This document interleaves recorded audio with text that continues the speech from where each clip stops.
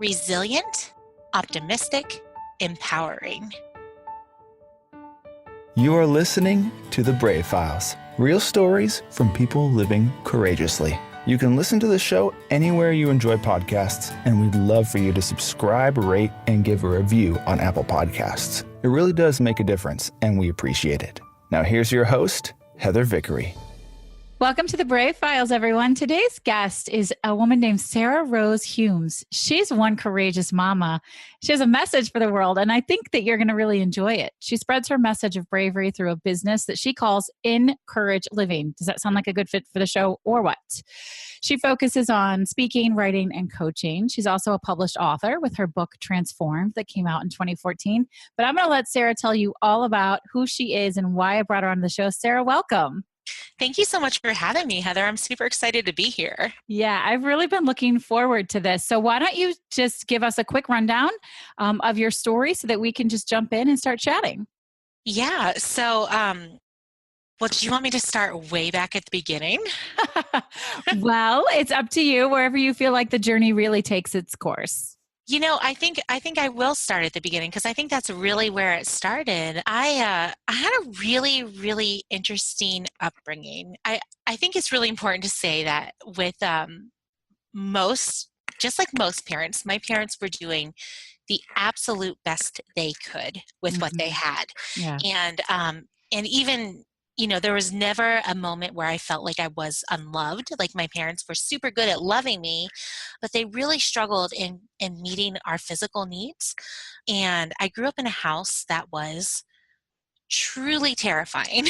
I mean, you guys don't even know. Tell us, Sarah, because when you first shared this with me, I was shocked. Yeah, it was truly filthy.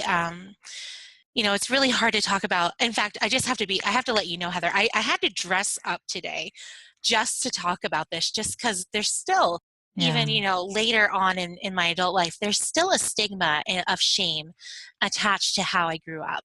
And, you know, it was filthy. And I grew up with rats in my home and no running water at certain seasons. And just a lot of, you know, there were times where we didn't have heat, or very, you know, certain parts of our home wouldn't have heat.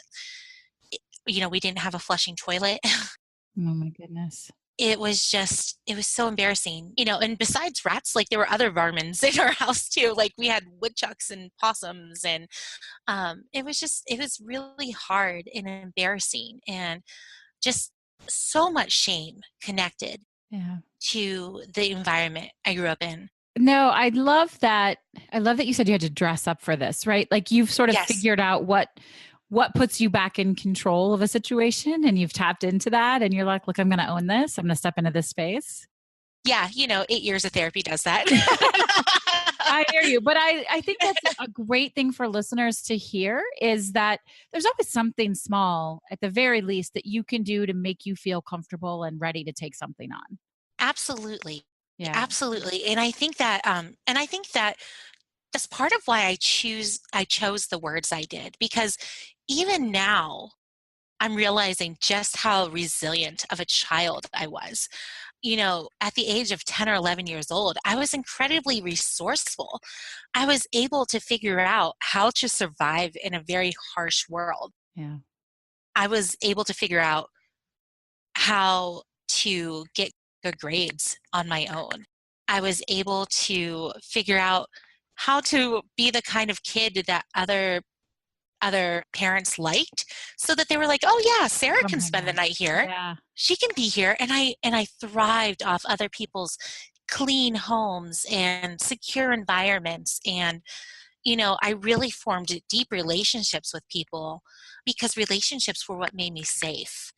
And it was just really, you know, looking back, I was like, wow, I had no idea what I was doing. I mean, I was surviving, and it was beautiful.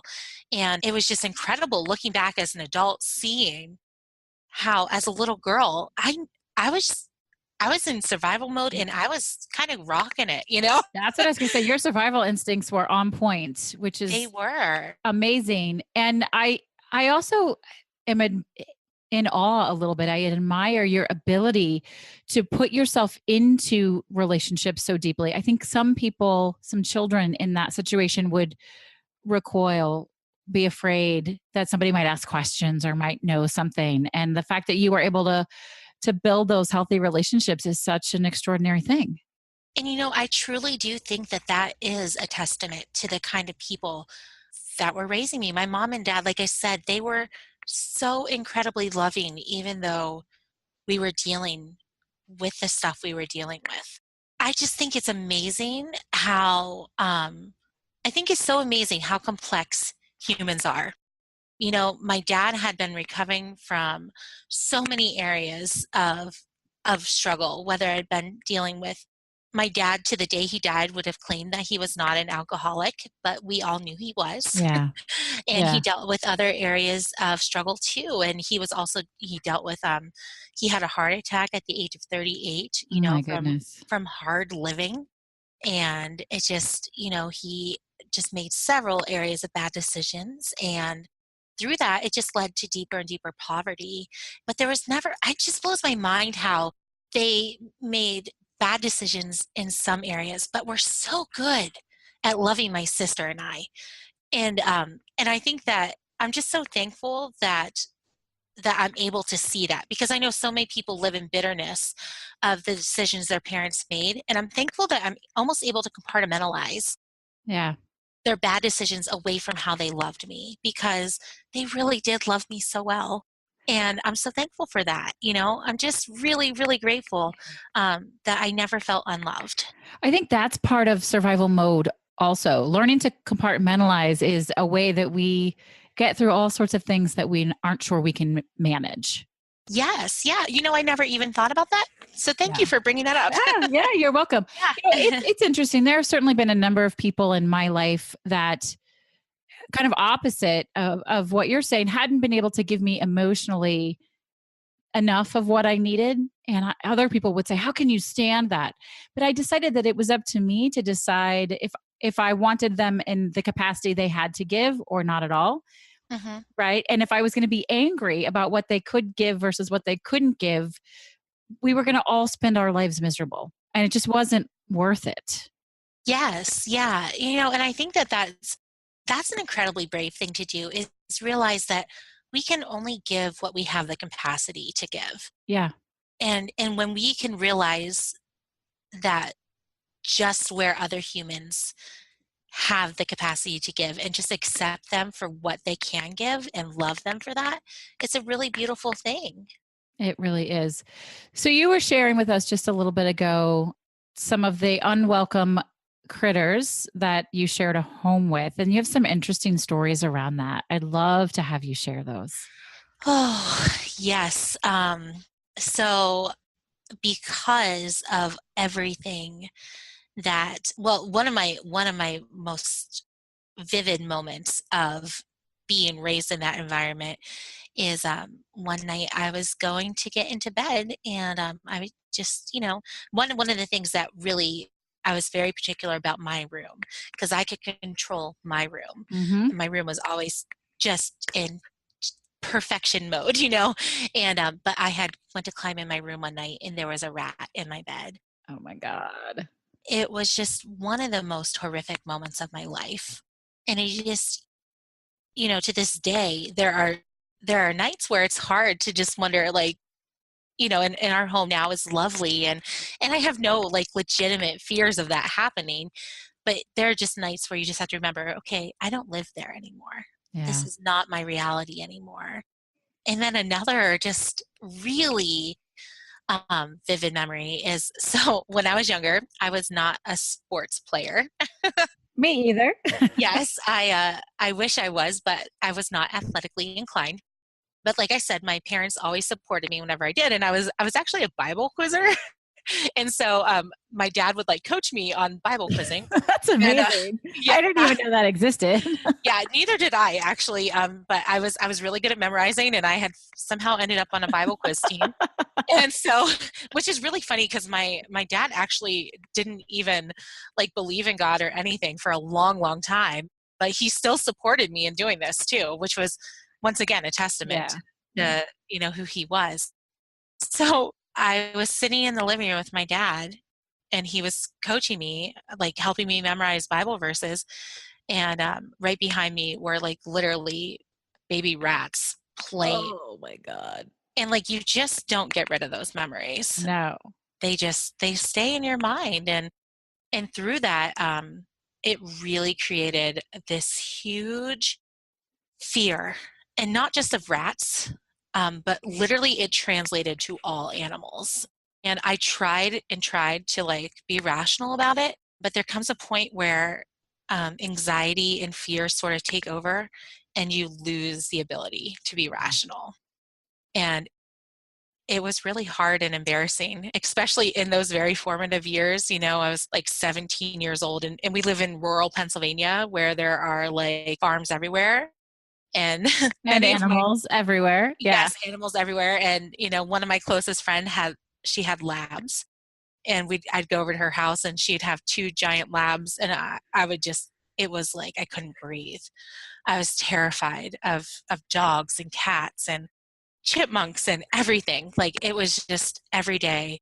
And so here you are, terrified of all of these animals, and yet sort of depending on your friends' homes to be a haven for you. Yes.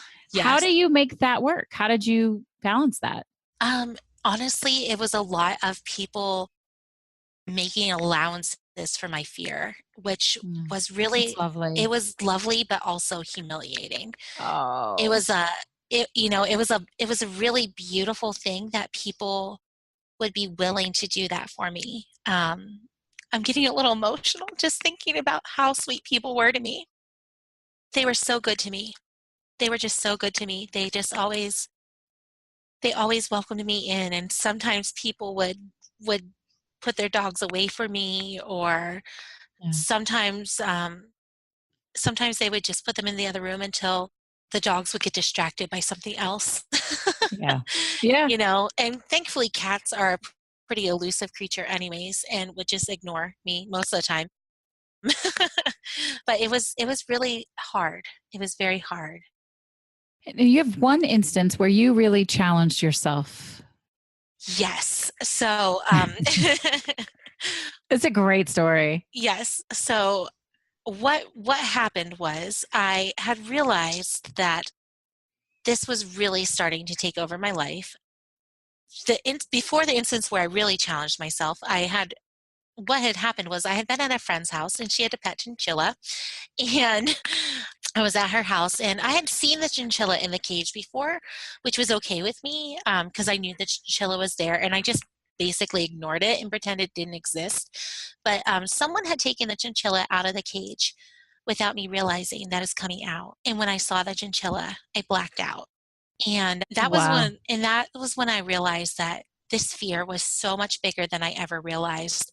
And at that point in time, I mean, my anxiety was really high, and I had to take like a rescue anxiety medication at that point. And I was embarrassed, and there were people there I did not know particularly well who didn't understand. Honestly, many of my friends that will listen to this podcast will be amazed because I haven't shared this story even Mm. with a lot of people who know me very well. Well, thank you for sharing it with us. Yes, yes, this is actually this is me stepping out and being super brave. Absolutely. Yeah, but so what happened was last year I had taken my kids to a birthday party at the zoo. And I don't know why it had not dawned on me that we were going to a birthday party at the zoo, and they pet things They at the pet it. zoo. And They pet things at the zoo. They do. they do. And someone said, they were like, "Oh yeah, they're gonna bring out the chinchilla." Shit. And yes, I was like, "Are you kidding me?" And I just thought, all these little kids are touching a chinchilla. And I was like, I need to conquer this fear. I need to do this. And so I just, it was one of those moments where you just muster up every ounce of courage. And I just said, you know what? I can do this. I am not who I used to be. I Yeah. am a brave woman. I have conquered so much in my life. I don't live where I used to live. I don't live in that place anymore. And I wasn't even talking physically. Yeah. I was talking like emotionally. I don't live there anymore. I am a woman of courage. I'm a woman of resiliency.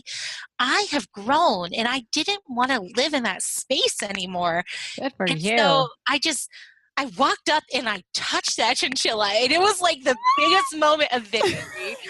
And I remember my kids were just so proud of me. And Aw. one of my friends who was sitting by, I had told her what I was going to do, and she snapped a picture.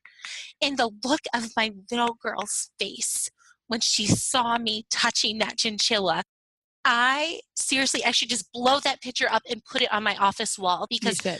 she knew what was happening in that moment. And I want every single woman to feel that power that I felt at that moment. It was just the most empowering thing ever to see my little girl conquering my biggest fear. That's You know, amazing. yeah, she saw me doing it. And then I took that moment and I was like, you know what? I'm not done yet. And my niece, Nikki, she has a pet rat. Oh, And, oh, and yes. And I was like, I'm not done. I'm not done. And I think it was either Thanksgiving night or the night after Thanksgiving. I, I said, you know what? I need to conquer this. I need to move past this. And she had named her rat Princess Ratatouille, and which I thought was just the cutest name. And I'm like, we did a whole thing. Like I did a pre-video, and then her dad videotaped me in all of my faces, because let me tell you, my face was so expressive that night. And I held Princess Ratatouille, and it was once again the most empowering thing. It was just like I felt like if I could hold a rat, I could skydive. yeah. I could conquer anything in this world, because these were things that had held me back. And they were just, I truly felt like I could do anything. I I was love that. conquering the things that had held me back for years. And it was just amazing. It totally gives me chills. Like I really, when you explain your child watching you conquer that fear, and I've been in those situations similar, not quite that extreme, but knowing what you're doing for them and the gift that you're giving to them, I hope that you will share some of these videos and pictures with us to put on our show notes for Oh, the listeners to absolutely. see Yeah, yeah, because because it's the video amazing. actually just the other day, my daughter's name is Lydia and she's 9. And just the other day, on her first day of summer vacation, she had actually just rewatched the video. And I love it. She was just like, Mama, you were so brave. Oh, And just to hear her say those words, because for so long, the word brave would have never been associated with me. And to know that that is like not only a stamp from my children, but that's a part of me now. That's a part of my business. That's a part of my brand. Like it's a whole new world, and it can be a whole new world for anyone who wants anybody. it. Yeah. Yeah, it's just so exciting. Okay, so I have to ask the niece that has the pet rat, is this your sister's child? Well, actually, so my sister actually passed away. Oh, I'm so sorry. No, that's okay. That's okay. This is also part of, I think, why everything, part of what led into such anxiety, because, I've suffered so much loss. So what I've done, talk about resiliency, is I've created really deep friendships with my friends Robin and Adrian, and I call them my sister friends. Okay. All right. and, I've and got some of those. Yeah. yes, and so they're my nieces, their daughters and one son are my nieces and nephews now, because Okay. I needed that. I'm a nurturer and I needed that. Yeah. So Absolutely. yeah, so I love having that family just to expand and grow. And my parents, my dad has recently passed away, but my mom considers them her daughters too. So it's really Oh, beautiful. that's So beautiful. Yeah. Our chosen family is so important, aren't they? it really is. It's Yeah. incredible. And they have just been a huge support system in my recovery. Like they are just always cheering me on. And I have just such a great network of friends, both from my childhood, and then I just feel like my circle is always growing and people are just so supportive. And I think it's because I'm so open about what I struggle with Yeah. that people resonate with that. Like, they really do. Like if you can just share what you're going through, people love being there for you. They do. I love that. I love that you said that because it's something I talk to people all the time about. How do you feel when somebody asks you for help and you get the opportunity to give them that gift? And everyone says, "Oh, I feel great. I love helping people." And then Hmm. reminding them that they feel that way when you ask for help also. Yes, it's very humbling, but it's very beautiful. And I think that's why I have such an incredible, I think the word I'm looking for maybe is like circle or web, or I'm not even sure Yeah. what the word is, but they're just, all my friends are so amazing. I call them my tribe, but that Yes, just, I love the word tribe. Yes. I think that works. So tell us about Encourage Living, which I love the name. And how did you go from this terrified child to this fabulous business? Yeah, well, so I started Encourage Living basically because I realized that once I started living bravely, it was almost like a beautiful addiction. And I wanted people to have an opportunity to live bravely every single day, doing these small things. And I think that sometimes people associate bravely with doing things like skydiving or bungee Right. jumping, but they don't realize that bravery can be something like going to the dentist Absolutely. Petting a or, chinchilla. yeah, petting a chinchilla. Anything. Yeah, Yeah. having a really hard conversation that resolves conflict. And so I started Encourage Living because I have a real passion for living intentionally on purpose. And so my tagline is living bravely every day. And so I have a complete passion for public speaking. And so I kind of just started it because I wanted to be a public speaker. And, in order to get Which hired, is also brave, by the way, as someone who does it. yeah, which is so funny because that has never once in my life bothered me. So for people are like, "Oh my gosh, that's such a brave thing to do." And for me, like it takes more bravery to call and cancel an order of chicken from Walmart than it does to like to get up on stage and speak in front of 1,000 people. That's awesome. My friends tease me about that all the time, but once again, because we're humans, we're so complex, and we joke around about that because I actually had to have my friend Adrian call and cancel an order of chicken from Walmart one time because I couldn't do it. I was like crying, and she's like, "You're so weird," and I so want to coach you. I'm yes, like, "But wait, but why? What was the worst thing that was going to happen?" Sorry, I won't do that. yeah. Yeah, but it's just so funny because that's just how we are as humans. We're so incredibly complex. Yeah. But now we're just finding little ways to do brave things and Yeah. realizing when we take those steps. So every month in the group that I run, we focus on brave areas. This month we're actually focusing on our health. And so Awesome. I'm really excited because one of the people in my group for the very first time in 15 years is going to the Oh, dentist. wow. And and I'm so proud of her because there's a lot of fear and Mhm. anxiety wrapped up in Mhm. that. Other people, it's just simply making that call to schedule a wellness checkup because they haven't been to the doctor in 6 or 7 years.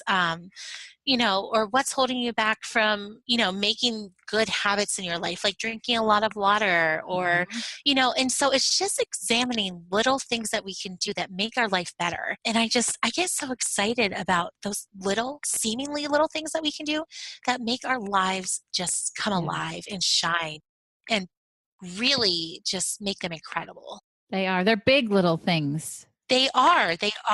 They make us feel better about who we are and how we move through the world. And you Yes. can feel that courage, right? I mean, that's what I say this all the time. Y'all are probably sick of hearing it, but the goal is not to be fearless. The goal is to be brave. Conquering a fear is a gift that is so extraordinary. And to know, like you and the rat, right? Like to know that that doesn't own you is Yes, so powerful. it is. It's just like one of the things that we do is at Encourage Living is we make really empowering t-shirts. And one of the t-shirts we make is Fear Ain't the Boss of Me. I love that. Yes, I love it because, and I wear that to, right now I'm going through some pretty scary medical things myself, and I Mm. wear that to all my scary doctor's appointments. And I love it. I walk in and I'm like, fear ain't the boss of me. And I love watching people in the waiting room like smile when they see it. Yeah. And I'm like, and the one time lady was reading it and kind of smiled at me. And I said, don't worry, fear ain't the boss of you either. And Oh, she just I love lit you. up. And she just lit up when she heard it. And it was Yeah. just the most empowering thing to see that on her face. That is so, so great. We have a t-shirt line that says brave and then the greater than sign, fearless. So similar Oh, concept. that's awesome. Yeah. Yeah. Similar concept. I love that. Yes. So how did you go about starting this business? Well, it's kind of a really funny story. As like most things in my life, it started on my front porch with my husband and my next door neighbors. We were just sitting there talking about how life just felt so hard, not only for us, but for so many people around us. And actually, we almost ended up naming the business Unstuck It Oh my because God, I love that. we wanted life to like not suck for people. Yes. um, Yeah. But then you thought about the law of attraction and you need positive words instead of negative ones. yes, yes. But actually, we are coming out with a podcast called Unstuck It because we do want people to Yes, unsuck. please. Yes, we want people to unsuck their lives. But really, we wanted people to live in courage, and so I started it just by doing local library groups, and that's where it really all started. I started teaching workshops on Yeah. decluttering, and that's where it really all started because I felt like decluttering was a great place to start because people need some physical space so Yeah. that they can gain some clarity in their minds. Absolutely. And I'm a huge fan of minimalism. I'm a fan of minimalism in a very simplistic way, which is really funny because sometimes I think we even complicate minimalism. And Sure. so I love to teach it very simply. And as a parent of two children, I think that minimalism needs to be make sure that there's enough room for two kids.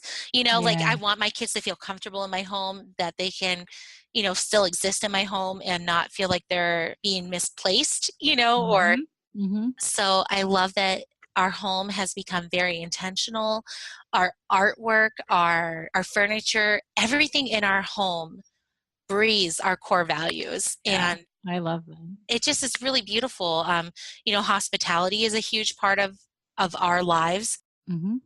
at our home, and so we just really started focusing on these library meetings, and they really started propelling my business. They helped me get the word of mouth going, and my business is still growing slowly, but I've been having some amazing speaking opportunities.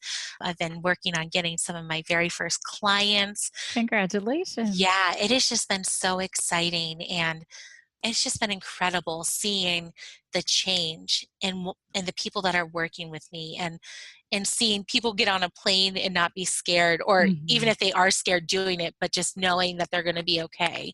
Absolutely. Just the little things that are happening. I love though I love that you just started small. And this is for everybody out there who's thinking you want to do something, but this needs to happen and that needs to happen. And honestly, none of it needs to happen. I coach with people on that all the time. Start a meeting at your local library. There's no reason. I remember when I first started my coaching business, my own coach said, how long do you think it'll be until you get your first client? And I'm like, oh gosh, I don't know, maybe 3 months, 6 months. And he's like, you don't think you can get a client this week? I was like, this week? How can I get a client this week? What are you talking about? And he said, well, there are a lot of different ways to get a client. And it hadn't occurred to me that I could have, sort of a guinea pig client. I was new and somebody who maybe didn't have money to put into it, but needed it, and we could learn from each other. And sure as anything, by the end of that week, I had my first client. Yes. Yeah. Right? Yes. Think outside the box. And that's what it's been so much fun learning to barter and learning to just really meet people where they are. It's just so much fun. I It love is. it. It is. So I have to ask then, as you're doing all of these wonderful things and one little success after another, because we've identified they don't have to be huge, how do you stop and celebrate and honor these successes? A lot of it is just sharing with my friends. Hmm. You know, I'm a big fan of just pausing and sharing the moment. I love that. Yeah, Yes. I'm not a huge like I don't know, like sometimes I'll write things down or things like that. But a lot of it is just like I said, my front porch is a huge space of mine where life happens. Hmm. And so a lot of it is just being on my front porch and saying, guys, guess what happened today? You That's the know, best. yeah, and it really is. And just celebrating the little big things. And being there with your tribe, right? Feeding off of each other's energy. That's what motivates. It really is. And I'm actually friends with a few other entrepreneurs and we just love doing that. Like we love getting together and celebrating each other's successes. It is the most amazing thing. Yeah, it's absolutely, absolutely beautiful. I love that. So tell me about your book, Transformed. Yeah, so my book Transformed is actually kind of a different kind of book. It's actually a book based off of Romans chapter 12 in the Bible. And which is actually, remember when I told you about the story about the rats Yes. playing behind me? It's, Yes. it's the Bible chapter right before we were studying Romans chapter 13 that night that the rats were playing. I can actually remember what Bible verses we were studying as those rats were playing. Like that's how vivid that memory is. um, Whoa. yeah, like that is seriously, that's how vivid that memory is. But so I use that as kind of my plot outline, which I don't even know if anyone's ever done that before, but it's just such a cool book of the Bible because it's like really I don't know, it's just about like being different than other people. It's just saying, you know what? Live a life that's different. Really love people. Really let people into your homes. Really let people into your lives. I think I had mentioned before that hospitality is a really big thing in my world. And Yes. so the book talks a lot about how to deal with adoption and how to deal with heartbreak and how to deal with like just a lot of really hard things like the unfaithfulness of a spouse and just like really hard things that are just really close to my heart that I've seen friends walk through, some of the things I've Mhm. walked through. And it's just a novel. Like, it's not like anything like super like deep or anything like that, but I kind of use those verses as an outline. I think it's a fun read. I actually, since it has been like 4 years ago since it's published and it had been even longer since I wrote it. Like I had actually forgotten some of the details of what I wrote about Mhm. and I read Mhm. it like last summer, I think it was. I was like, this is kind of fun to read.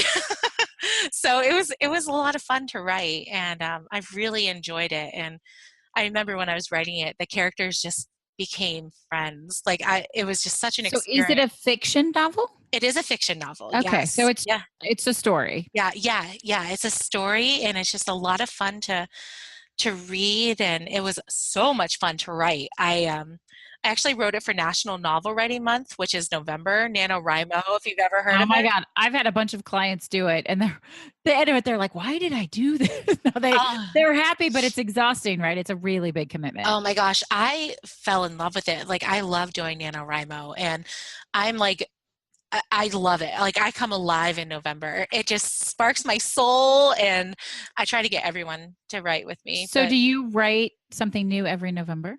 I try to, yes. Yeah. Good for you. This last November, my business was just starting, so I didn't write anything this last November.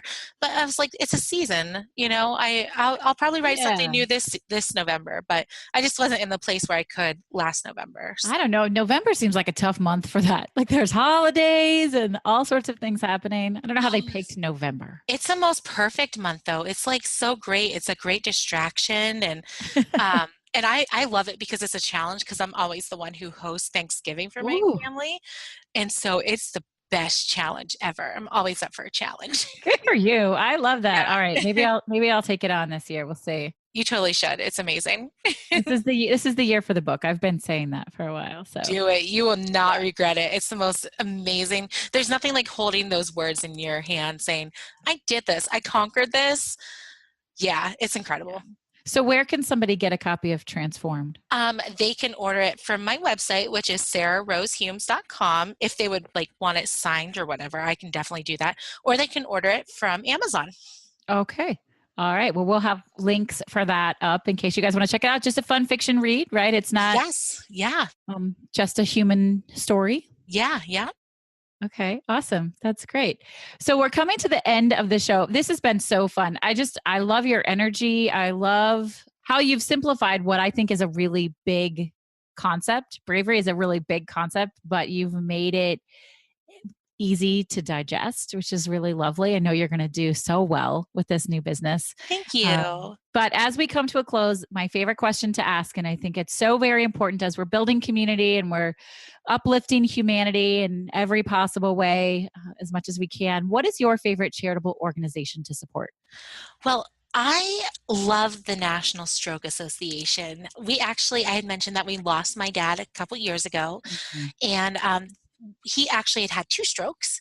And in between the first one that he had in 2013, they were so supportive. He had gone to a support group, and we had done the stroke walks together as a family. And they're so great about making sure that people are educated. I don't know if you've heard of the FAST acronym. No, share it with Yes. us. So the FAST acronym is when the symptoms of a stroke, looking at their face, and just looking at their arms. Can they lift their arms? Do they look the same when you lift their arms? Calling 911 quickly, which is the time. It's FAS. Of course, I can't think of what the S is right now because I'm on the spot. Oh, no. Yeah, but oh, speech, that's what it is. Yeah, so it's face, arm, speech. If their speech is slurred, things like that, and then time. So calling 911 as quickly as possible. That's great. Yeah, and my kids have known that from the time that they were little because of my dad's first stroke, and they have just been an absolutely wonderful organization to work with. They were super supportive and helpful, and the support groups, I mean, honestly, were amazing in my dad's Yeah. recovery from his first stroke. They were awesome for both my mom and my dad. And so I love them, and I love their education, and they just do a great job of helping people so that if you have had a stroke, the impact doesn't like ruin your life. They're supporting bravery by helping people get back out and enjoy their lives after Yeah. strokes. That's So, great. So, yeah. as always, listeners, I ask you to go and learn more about this organization. At the very least, check out their website, see what they're up to. If you have time or money or a way to support them, please do that in honor of Sarah and her father and the things that she's out doing. It's wonderful. We are trying to lift ourselves up by building stronger communities together and supporting one another in any way possible. So go check them out, give them a little love. Sarah, would you share your 3 words with us one more time? I absolutely would. Resilient, optimistic, and empowering.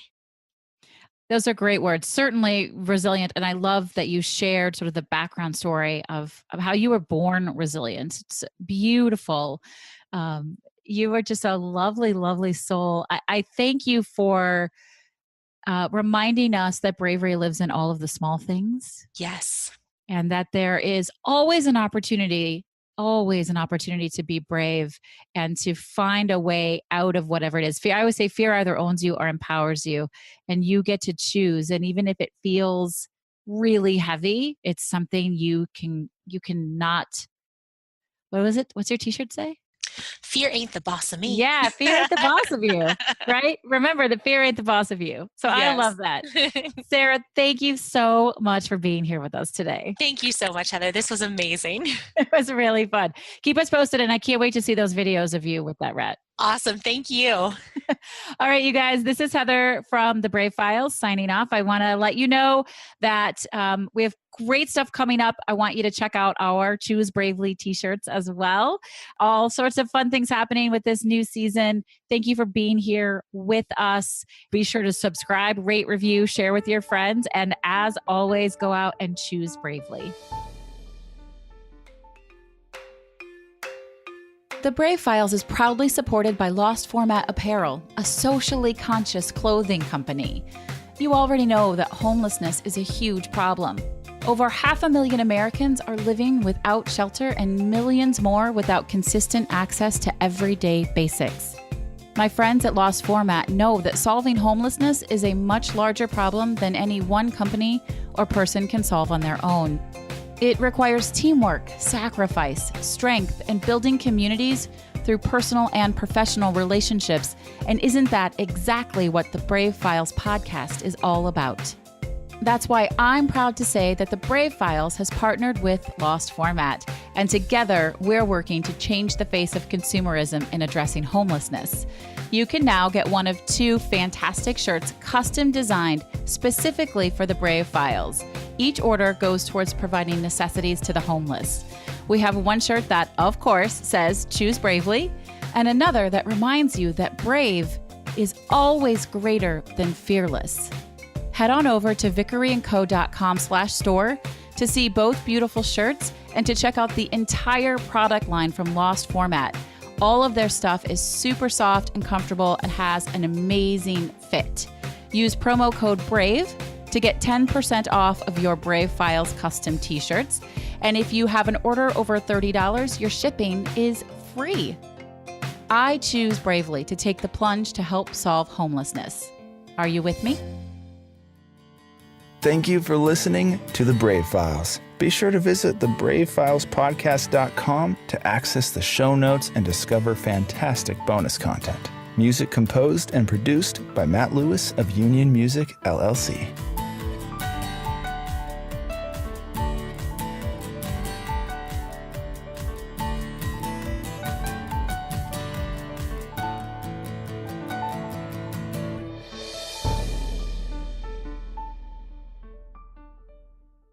Special thanks to our editor and audio mix expert, Andrew Olson. I am eternally grateful for all that he does to make each week sound so fantastic.